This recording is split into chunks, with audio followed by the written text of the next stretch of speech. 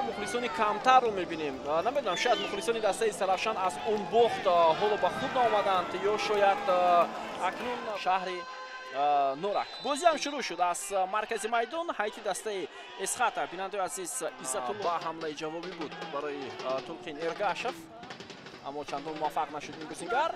حالا یک ضربه بسیار هم سخت و نصرت آبادی توانست که این حالت رو برطرف کند.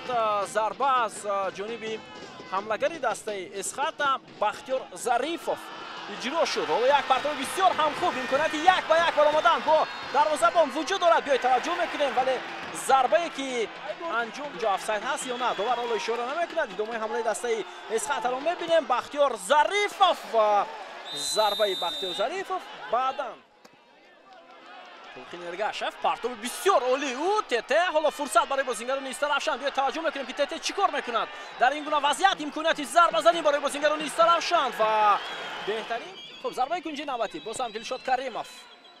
پرتاب بسیار موفق، ضربه با سر و ضربه نوبتی. ببینید چگونه تیربار بود. خیلی امکانیت خوب برای بازیگران تیم اسخاتا.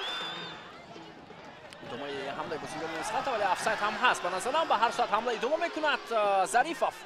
بختیار ظریفوف گزارشی او. بله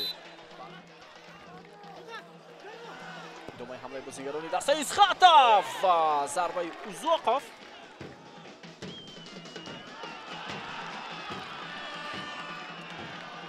سلطان بک فاضیلوف. ادامه حمله استرافشان و یک فرصتی خوب امروز هم یک ارسالی نوبتی دیگر بشری مگوی اسخاتا، ولی تو باز داریم میتونم فوتبال تیم اسخاتا. سانجار اخسیبویف دروازه‌بان باز هم پیش بر اومد و ببینید اینجا عکس عمل هم بود.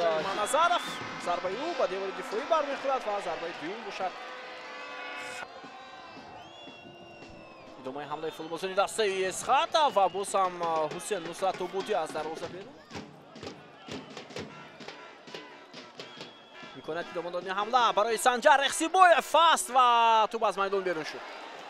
برای فوتبال اسخاتا من فکر میکنم همین بازیگر خیلی و خیلی خفناک هم است. منظرف پرتاب بشری مگا فرصت برای استرافشان، اما ضربه کنجی بازیگر اسخاتا.